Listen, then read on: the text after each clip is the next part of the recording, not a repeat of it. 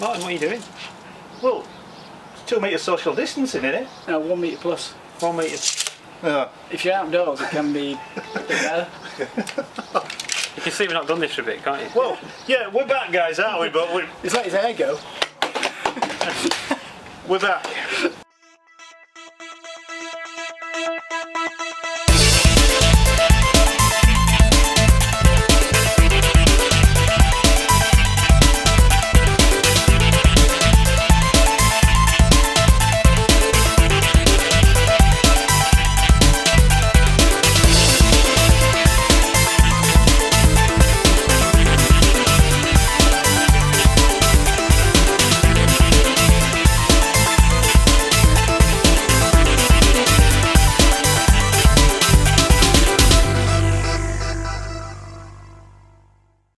We are back.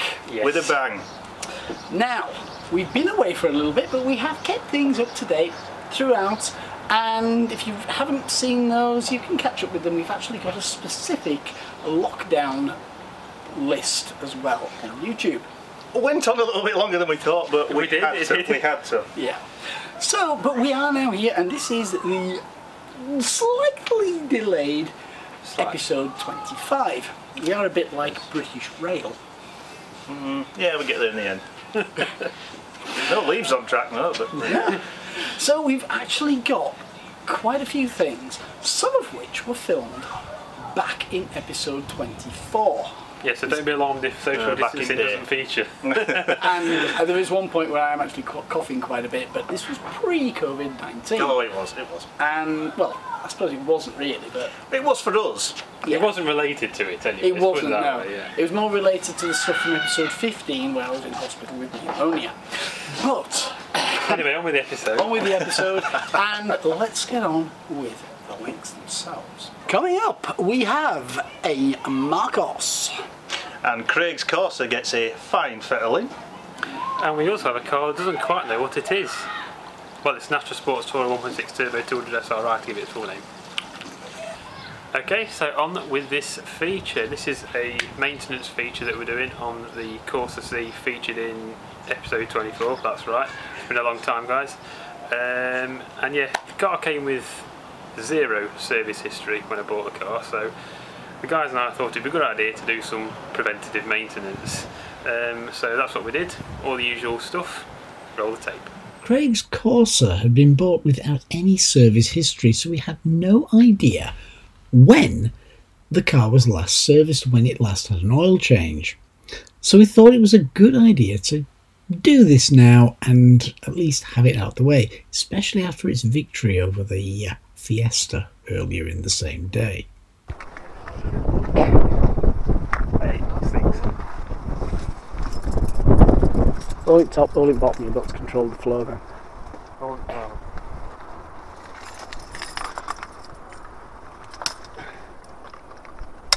There you go. Right, pour that in. Put the whole lot in.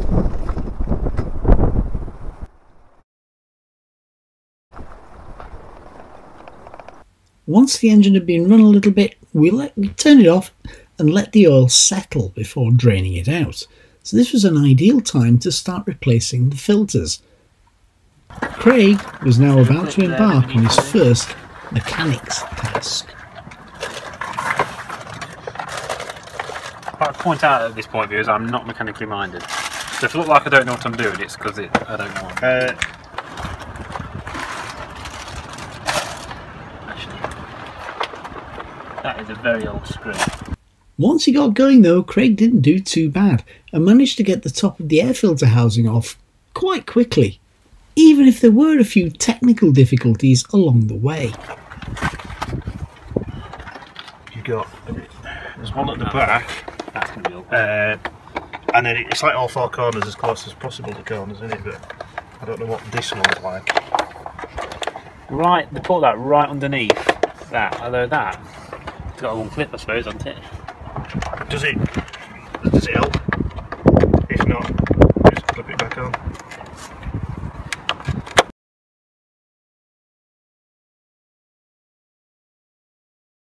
Wizard. I wouldn't at the minute. What, out of sled? No, it's not out of sled, is it? Car Wizard on YouTube. His garage.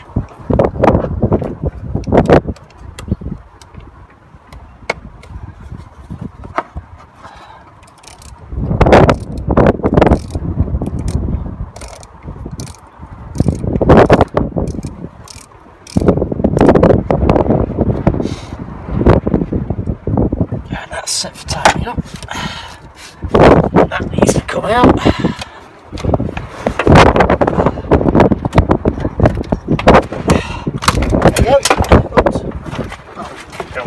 Somewhere. So yeah, you just need to get that screw out now. Right.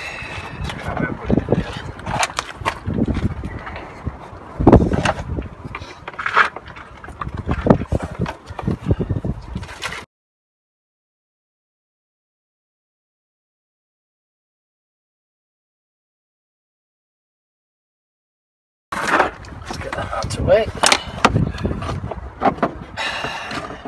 See what state this is in. Actually fairly Not too bad actually. It's not as bad as I was expecting. I'd still change it anyway because you've got the oil filter, the air filter now. So Yeah. Let's compare against the new one, shall we?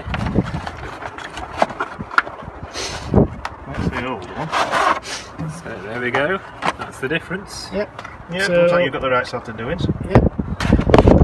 I mean, you could turn that one over. And that's the great thing about these ones because it's coming out in one place there. Yeah. That's very You can versatile, turn isn't them it? over. Yeah. So you, about 6 months' time, just turn it round. So don't bin it out, just keep it, yeah. Well, I'd get rid of that one. You're gonna, oh, Might as well because it's got a new one. Yeah. well, yeah, do it to the new one, obviously, yeah.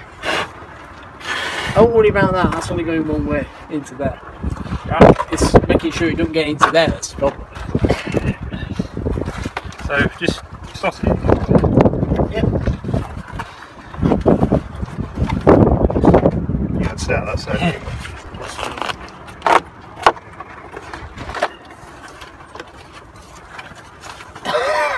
Yeah, looks like that's in.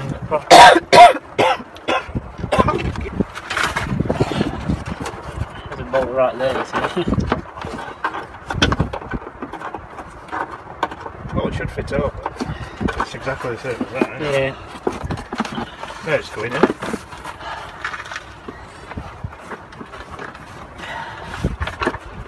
What might have been better to do is actually fit the fuel filter on to that's air filter, sorry, not fuel filter. That's all right. Oh, I see, yeah. And the entrance is all locked down. So that's effectively how it came out. Let it in a bit out. No, I suppose, yeah, you've got that to play with, haven't you? You see, you've got to fit it over that, which is... I think that's probably the way of doing it anyway.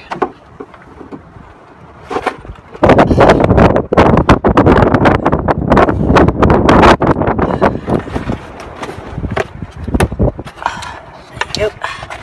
Straight in. I'm expecting that filter actually to be a lot dirtier than that. Yeah. Dirty boy.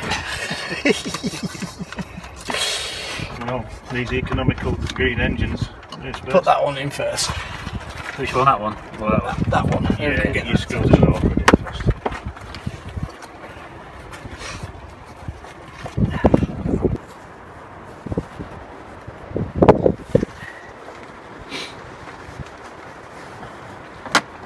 Nope, not that one. That one there.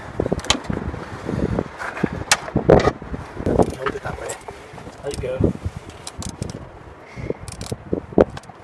Oh, right, so you hold it while you're pulling it towards you. Yeah. Otherwise, all you're doing is screw backwards and forwards. There you go.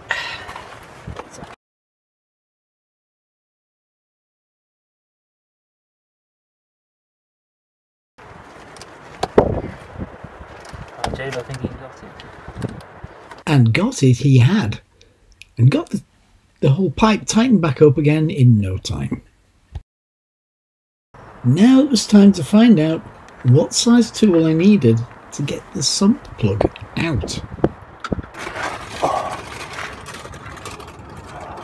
Rather than using a simple bolt, they used a plug with a torque screw in it. and I didn't know if I had the right size tool.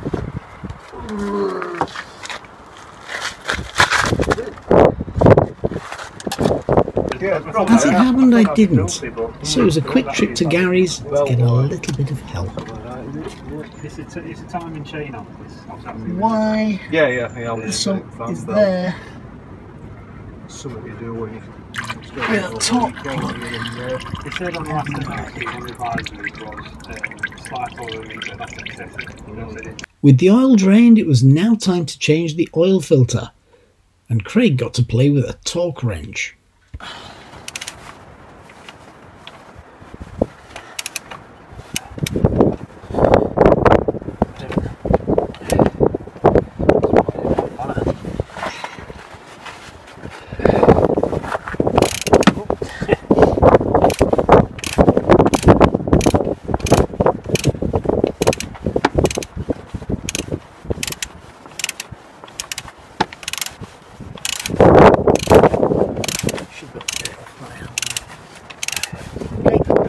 Just get that.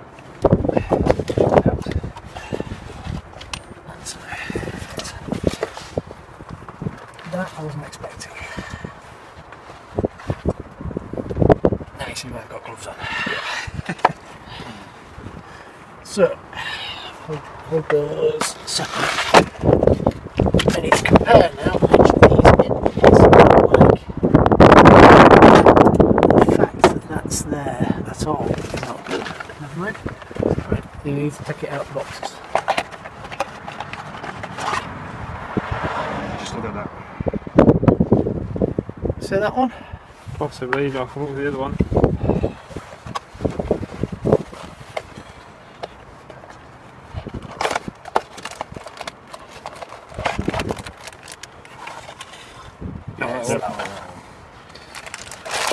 So, you take that seal out as well. In the box there. Yep.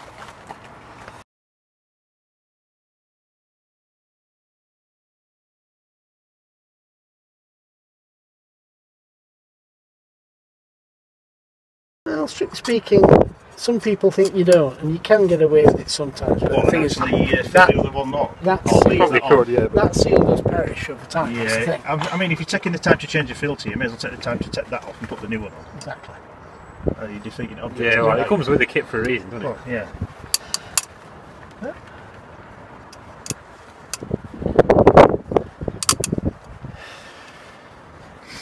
Hopefully we'll find the car runs a lot smoother afterwards. Yeah, it's not too bad to start. With the oil out, the air and oil filters changed, it was now time to do the spark plugs. First thing we had to do was remove the coil pack.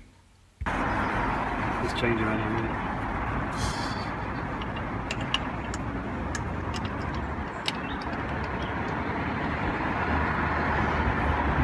Not bad.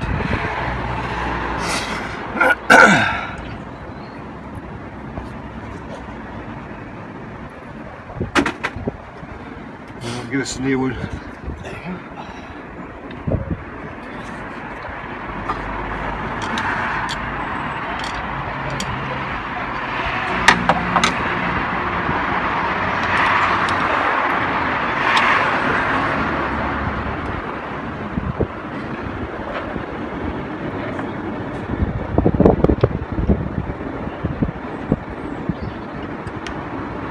Doing these. You're making sure you don't get them cross-threaded. No. With the spark plugs changed and the coil pack back in place, now it was time to put the oil in, so the car could be started again. We'll manage. Tell you what, After the torque plug had been put back in first, of course. I was about to say, I'll do it. 3.5 litres it takes. Give us that cloth. How much is in here? Five. Right, so we don't want too much then, do we?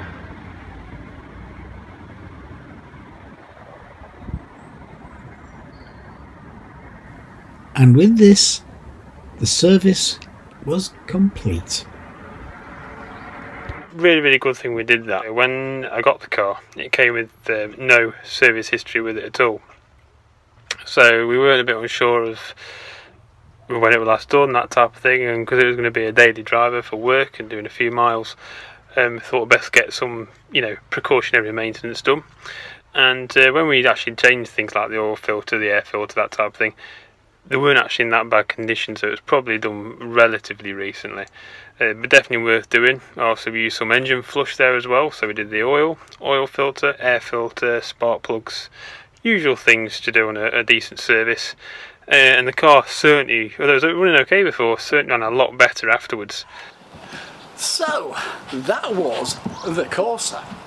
Now we go on to something a little bit different. We go on to a Marcos. Now, long-term viewers will remember Gary's original Marcos, which was a GT V6. And if you've been watching our regular features in lockdown, you'll know that there was a little bit of a shoot where a new Marcos arrived. Well, now we're going to have a quick look at some of the maintenance that's going on behind the scenes. Let's have a look at what we did when we put the steering back together. A few things had changed since my last visit, including these stainless steel bolts on the plenum chamber, a process that was going to happen across the car with most of the bolts being replaced. And here you can see the old bolt which came out. But the main thing for today was to get the steering rack back together and find out what the brakes were at the back. Some anti-seize and all. It's your standard. That's the standard, yeah, Triumph, that's right. And of course, on this one, we have the rose joints. Just right. Anything I can do? I can sit here and not really. Fair enough. Just get on with it. Put a little bit of anti-seize on there. 16 and a bit turns. Yep, so if you have the bolt in facing upwards, that will catch it. Right. 1, 2, 3, 4, 5, 6, 7, 8, 9, 10, 11, 12, 13, 14, 15, 16-ish, somewhere about there.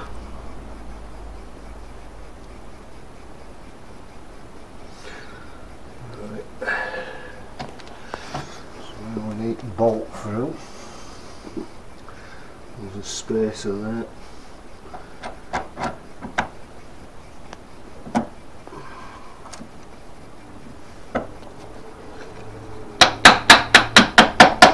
Technical way of doing it. Yep.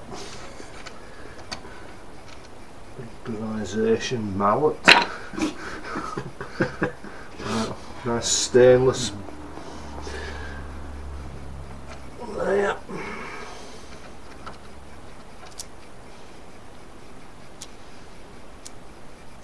These are half a UNF.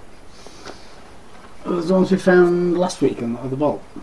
Yeah, the bolt's half UNF and tie rod is as well. Tie rod end. Right, spanners.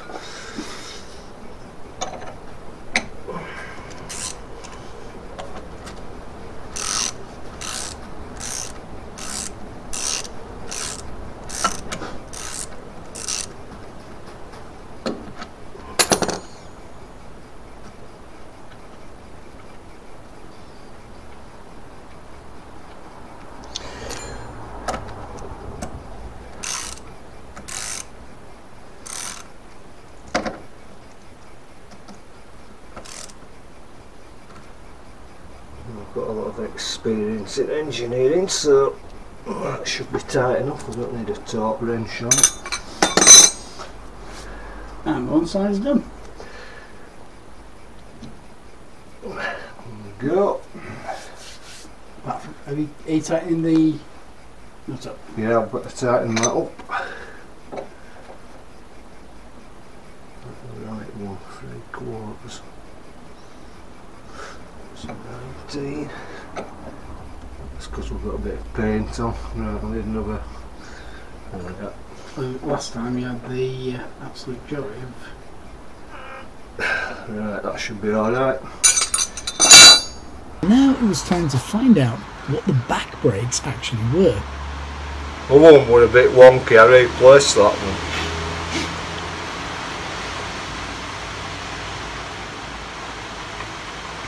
Well, I mean, them things are in, they're like new, aren't they?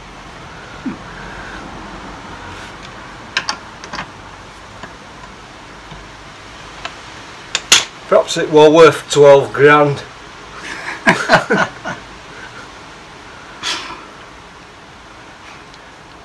What do you think the price I paid? That isn't bad. I mean, I've seen them for a bit more, but I've also seen them. I think it kind of depends on how well they've been looked after. I mean, 10 or 15 years ago, you could get a project one. Yeah. For 7 or 8 grand. But you never see these bloody things for sale now. You see Manturas. Yeah. And you see later cars and you see the early ones. Well, early ones, they want this stupid money like 30 grand or whatever. They're trying to go for that, aren't they? I tried, but I thought, well, I'll probably have to come down a bit anyway because I'm realistic. You know what I mean? I've been doing classic cars a long time. I mean, new ones, Manturas and stuff like that. They were made in 90s and that. Yeah. You're still talking 17, 18, 20 grand. There's a nice one on Carden Classic. It's convertible. Apparently, there's a convertible of this. It's they had a picture of underneath, and it was lovely. Yeah. All nice. Yeah. Well, when I was looking this up, there's a convertible version of this. Oh yeah, there is. Yeah. So I'm surprised you didn't go for that. It's alright. I've got a jigsaw in there. I'll do it now. I'm mad enough. Helped a lot with steering and grip. 195's up front. Yeah. I wonder what caused you to crash on that bend. Easy. Going upwards. It was wet. Weird. Yeah, it was wet. I can't see anything. No numbers. No.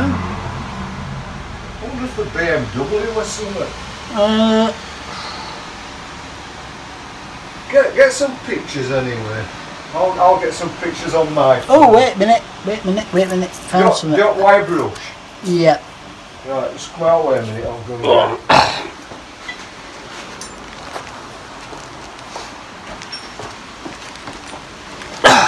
Look at this one, it's not as harsh. It's quite soft. Right. Here it says out on it. You know what, I think this is another locking. I don't know which one it is. It can't be Princess, surely. They look too modern. They don't look like a 70s car, do they? You can sometimes tell from brake pads what they are. It's had new brake pads in it, hasn't it? You don't want to breathe that in.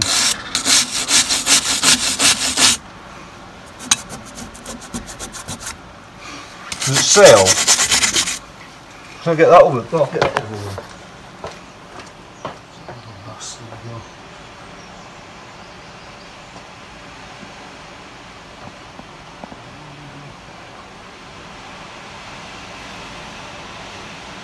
With a bit more cleaning, we managed to get a clear image of the manufacturer and the part number.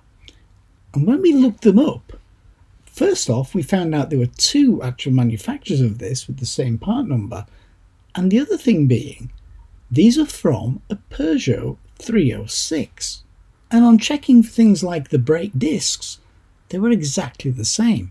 So now we had the manufacturer's part number and what car these came from. So while the wheels were off, it was time to give the rear chassis a bit of an inspection. What about the spring? Yeah, that needs to come off. It looks a bit grotty, doesn't it? Under that blue, maybe. The other one was blue. Is this where all where you were looking for a chassis for things like rust and stuff? Yeah, like that? yeah. I mean, this was the worst part. I thought, well, if there's any rot, it's going to be round here. Yeah. Oh, what about there? Just where?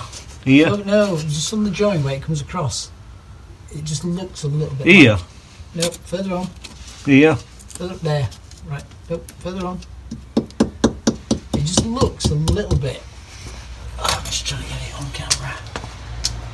Just by the look of it, it just looks a little bit like a crack. I think it is though. Just on the joint.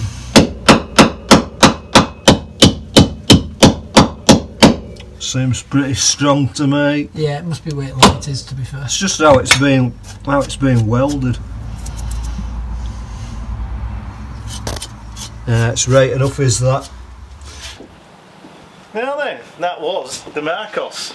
I've got something a little different for you now, guys. Craig, well, he decided to show off a car which he's gone and got. Wonder what he's got. He has an Astra 1.6 Estate turbo. Roll it. Here we are again. We're back Can I just say first, Craig's come to show his car to his new car, and I'll just say it's an Estate. It's something I've never had, so basically I'm sat in the back because I wanted to see how nice and roomy it is. And is it roomy, Martin? do you know what? Look at this. I am so surprised. I've got tons of headroom.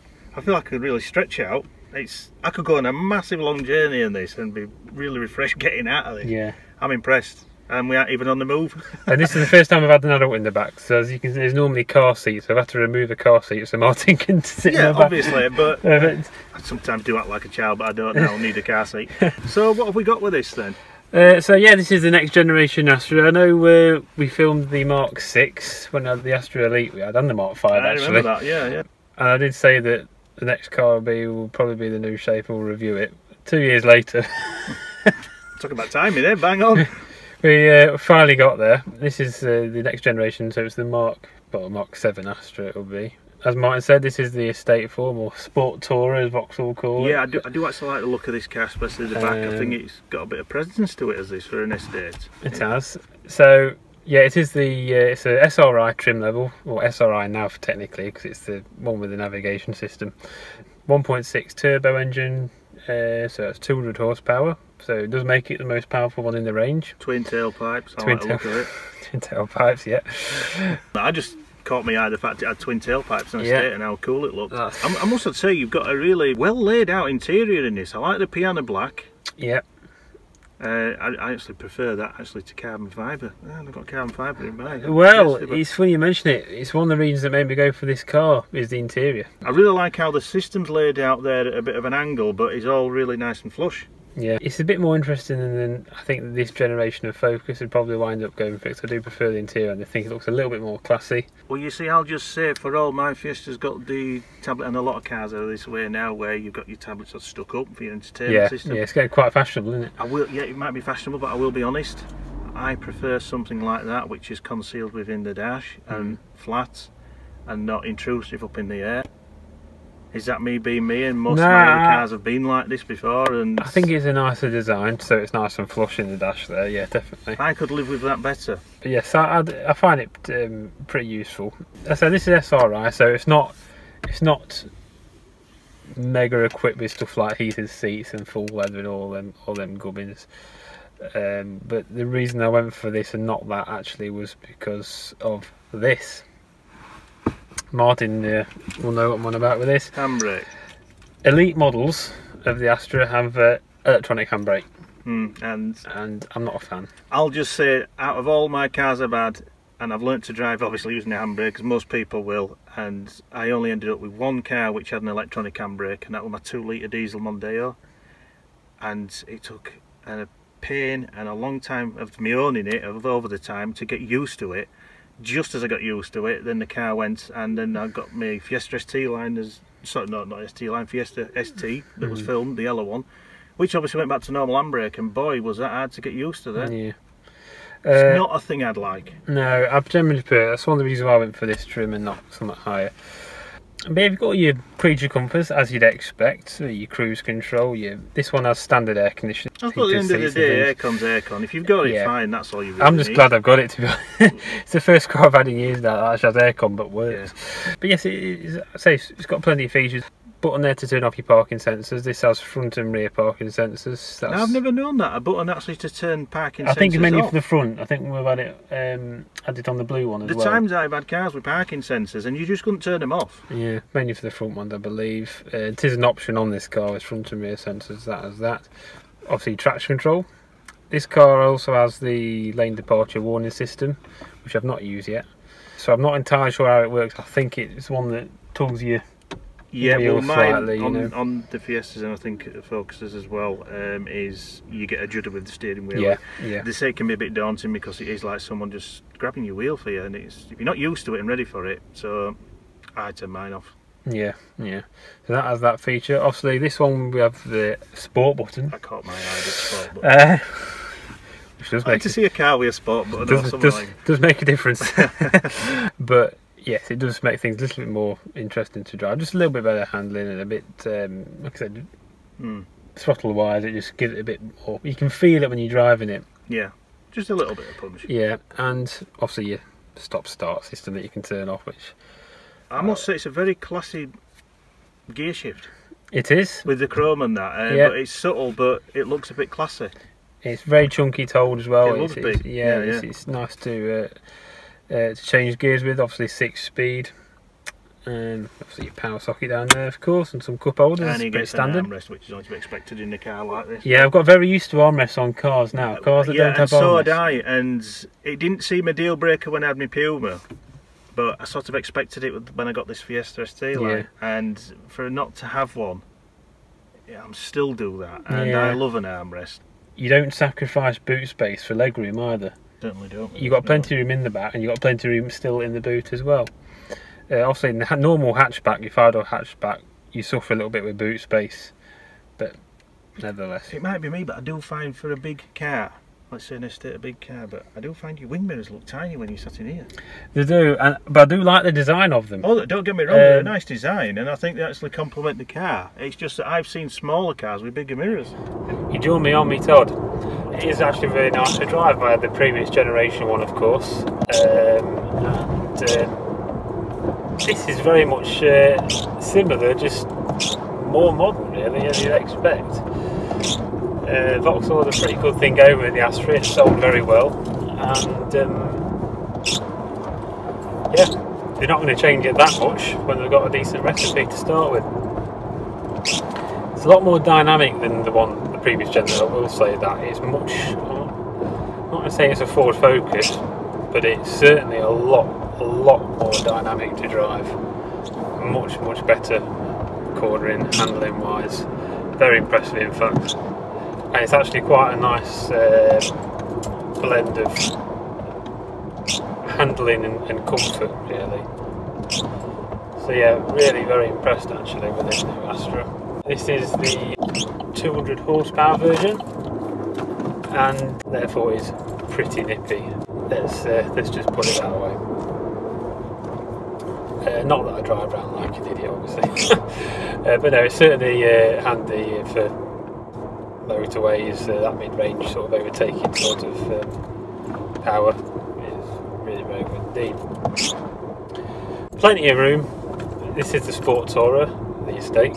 Really good. Lots and lots of room there. Got a nice low cover in there as well. And to be honest, so far at least, it's doing the job. So really quite impressed. Nice little burble to it as well. Not exactly a sports exhaust or anything like that, but it's a nice little burble. So far, so good. And fuel economy wise as well, quite interesting to point out. Being only a 1.6 and being the fact I don't tend to drive that fast anyway, its fuel economy is really good. It's a 6-speed gearbox, so motorway cruising, you slot it in 6th, and yeah, really, it certainly doesn't drink fuel at all. I've had sort of high performance cars in the past, and they tend to be a lot bigger engine sizes, and yeah, tend to drink fuel quite a bit. Really not the case with this whatsoever. Also, you're not going to get the same economy as you are out of a diesel version or something like that, but it's really not that bad at all, to be honest.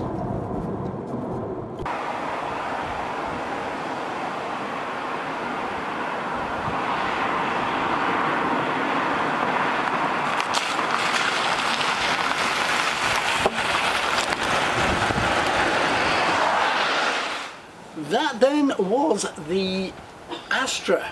That's what we finished with, wasn't it? We did, yeah. Turbo. Turbo, yeah. And Estate. Yeah. And unlike a lot of Estates, actually has some style to it as well as Do you know what? I practicality. actually liked that. I know Craig brought it to be here to be filmed, and Yeah. I really liked seeing that Astra. Do you know what? I've never had an Estate in my life. Driven plenty, but never had one. Now, my first Estate that I drove was a Vectra Estate, which was the worst experience of my life. Well, I can't say that. I can't say it's a Vauxhall. Up until, of course, the Transporter T4, which was the worst experience of my life. But also the funniest. Yes! Yeah. Yes, it was. Always will be. But yeah. Yes, it is a nice car. I think Vauxhall got the styling bang on with that, haven't they? Yes. They managed to make an Estate not really look too much like an Estate. Can I just say one key thing they've done and it isn't now? Boring. Yeah. Yeah. Because I've had some Vauxhalls, and for all I've liked some of them, they've driven nicely. The Astras that I've had, great example. But I did find them inside a tad boring. Yeah. Well, do you remember when we were in Ireland on holiday that time? And I drove the SRI turbo diesel. Yes. And that thing was amazing. So this cannot be a disappointment. It was. Think of that one, but with more power, even more practicality. Yeah. And you've got the I mean, Estate. you pushed the sport button, and it went mental. Yeah. I didn't think the sport button would make any difference. It makes a huge. Until I pressed it. It makes a difference. So his argument of needing something more practical, but he's tied it up in something very sporty as well. A boy racing package. No, I genuinely think, honestly, that is probably one of the most underrated performance cars on the road. Yeah, because you could very well have a good point there. It's not just fast for an Estate or for an Astra, it's fast full stop. Yeah. It doesn't shout though about its performance. No, it's a very wolf in a sheep's clothing. Yeah. To I mean, you look at it and you think, Estate, off you go. Yeah. And you do go. And anyway, the Marcos. The Marcos. So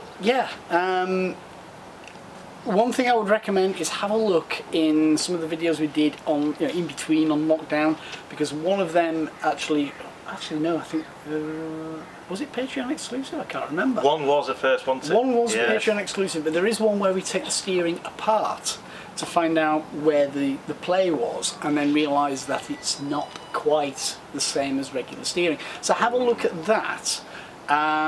If you go onto the Patreon page and support us there is actually an extended video in that which includes a few other things as well. There you go. Yeah. I'm interested to see more of that because I've not had the pleasure of seeing it. No, you see, I was there for the turn-up, but I've not seen much more since except for any footage. So. Yeah, he wasn't actually there when it turned up because it turned up quite late. I had to leave. Yeah. But yeah, I mean, if you think it's the same as the Marcos GT that we filmed last year, was it last year? Was it the year before now? No, it was last year. It was last year, July actually. July 2019. Then if you see that video and you look at it and you think, well, it's exactly the same, Not at all. If you want to see the full episode, if I remember rightly, it's called High Point. Yes. It is the one, High Point. Yeah. I didn't. Ooh. Do you know why it was called High Point? Because we were on Ice Point. Yeah. Yes. I think there's a key word there. But didn't he want a Rolls Royce, Gary? He did. He was going to see at the time when we filmed it. He wasn't going to sell the car at all. No, he does say in the video he wasn't going to sell it, didn't he? Yeah. Then he sells it. Decides he's going to get himself a Rolls Royce. Pays off his mortgage because he sold it for quite a lot of money. So he paid off his mortgage and still had enough left to pretty much buy this Marcos outright. Ooh. That tells you something about that they sold then. Yeah. Yeah. However, Also tells you something about the car he's bought.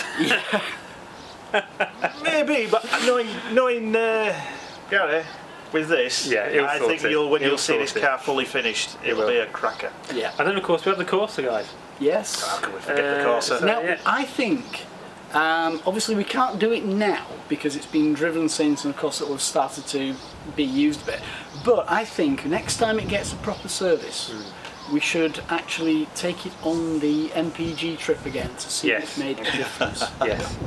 In fact, I think we should take your Astra on the MPG I trip. think we should. What do you think, guys? Shall we take it on the MPG one?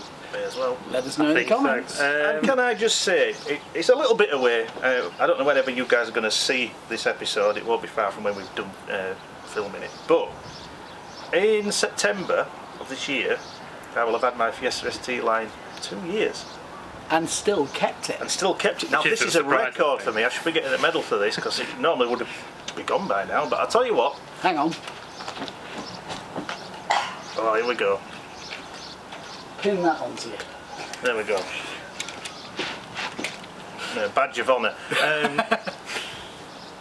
Yeah, 2 years nearly in September for the ST line. Yes. So Yeah. I'll tell you what, I will try at some point, as it gets closer, because it's due for a service in August, of getting some little footage of us when it goes for all that, and the stereo system we've been seeing about. Yes, Yes. interesting for your series that morning. It's really doing mind up in that. But mainly when it comes to the full 2 years of ownership, do another video again to see how it's performing. Yeah. We'll get some on that because there'll be a lot of things that's changed from the first time you saw it. Believe me. So not only do I have a car that's much older than Martin's that has better MPG, the stereo will We're take it. trying to dodge all that. We try to sugarcoat it and all that and dodge it, and then he brings it back up again. He's not bitter at all, as you No. can see. No, not really. Anyway, without further ado, guys, I think that's a wrap That's in for episode 25. 25, yes. So, we shall see you in episode 26. Where the social distancing might get smaller. We hope. Bye. See you later, guys.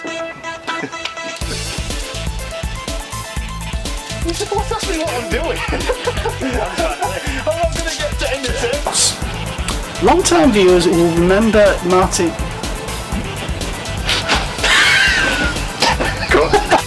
Feel free to comment if you like the video, give us a thumbs up. If you don't like it, you know what to do. Leave us a comment, tell us what you think, and hopefully we'll see you next time. Stay safe. Bye for now.